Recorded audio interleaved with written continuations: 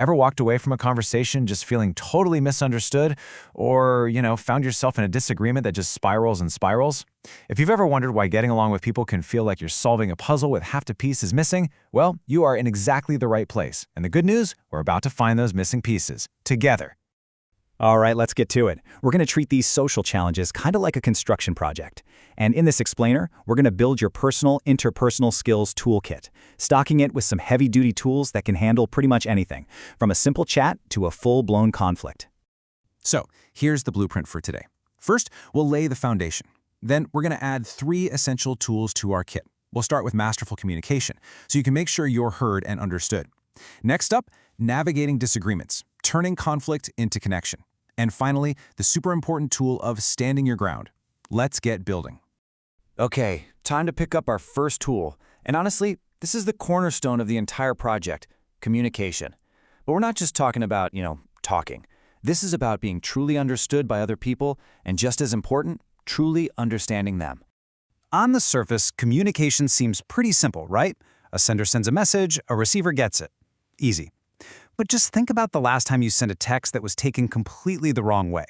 That gap, the one between what you meant to say and what they actually heard, that's the danger zone. That's where it all breaks down. Now, what's really fascinating here is how much of our communication isn't about words at all.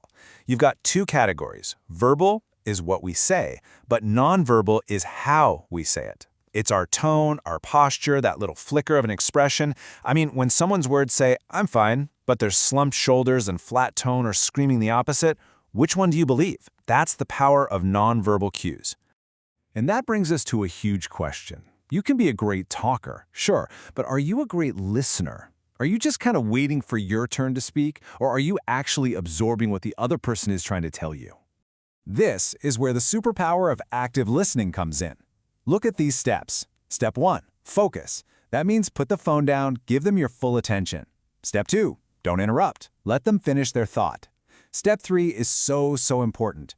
Avoid planning your response. Don't just reload for your next point. Actually hear them. Step 4, acknowledge. Repeat back what you heard. So it sounds like you're feeling frustrated about. And finally, step 5, give feedback by asking questions to make sure you get it. This isn't about being quiet. It's about being engaged. All right, pop quiz time. What do you think? Is it a myth or a fact that other people should just be able to pick up on your subtle hints and, know how you're feeling? Oh, it is a massive myth. In fact, believing this is like setting a trap for your relationships. Expecting someone else to be a mind reader isn't just unfair to them, it's pretty much a guaranteed recipe for frustration. So here's the deal. The antidote to mind reading is clarity. You have to clearly and respectfully state your wants, your needs, and your feelings. And this is called being assertive. It's that healthy middle ground. It's not being passive, where you let people walk all over you, and it's not being aggressive, where you walk all over them. Assertiveness is basically saying, my feelings matter, and so do yours. Now, being assertive in person is one thing, but online, that's a whole different challenge. Without our tone or body language, our words are all we have, and they can get twisted so easily. That's why being a clear, careful online communicator isn't just a skill, it really is a modern superpower.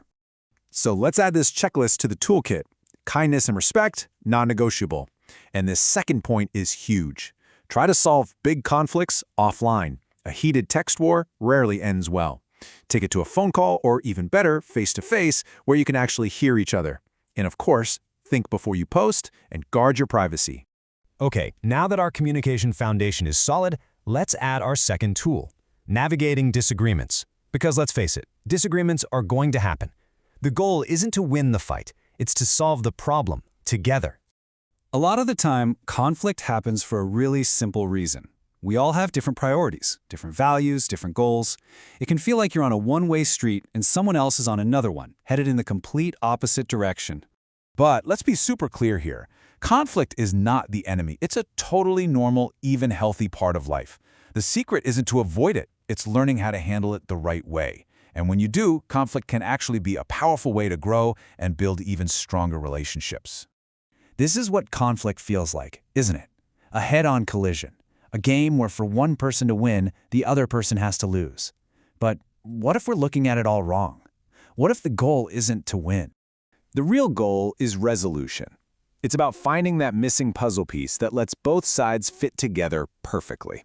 And this is where skills like negotiation become incredibly valuable.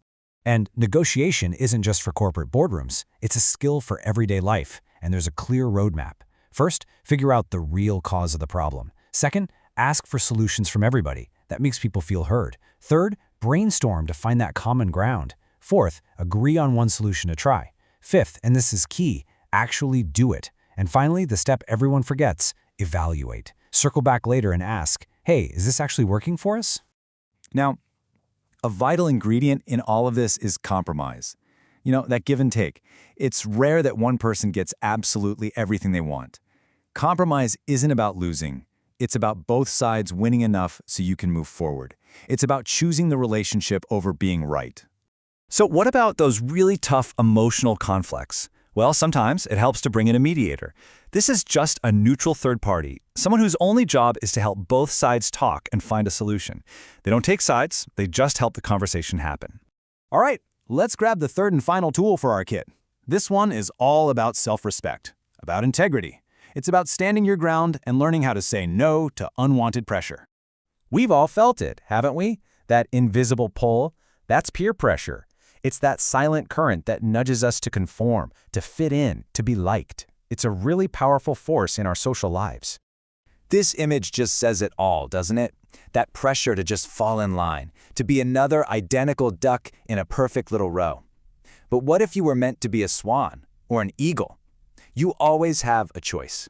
So how do you break from that line? Here's your game plan. It starts with knowing yourself and what you stand for. Then surround yourself with people who respect you for who you are. A key strategy is using refusal skills, which we'll get to in a sec. Also, be an ally. Support other people who are resisting pressure. And remember, there is zero shame in asking for help when you need it. Let's zoom in on that one. Refusal skills. This is like your personal shield. It's more than just saying no. It's about saying it effectively. You could try the broken record technique, just calmly repeating your refusal. Or suggest an alternative. Nah, I don't want to do that, but hey, how about we go see a movie instead? And sometimes the best refusal skill is to just walk away. These are real tools that keep you in control. Okay, we've gathered our tools, we've looked at each one. Now it's time for the most important step, seeing how they all fit together and how you can actually start putting them to use. So here it is, your completed toolkit. You've got tool number 1 for masterful communication, powered by active listening and being assertive. You have tool number 2 for navigating disagreements, using negotiation and compromise. And you've got tool number 3 for standing your ground, armed with those refusal skills. And that brings us to the final, most important point. Learning about these tools is one thing, but using them, that's everything. This isn't just theory, it's practice. So take a look at your new toolkit. Think about your own life, your relationships, your challenges. The only question left is, which one are you going to use first?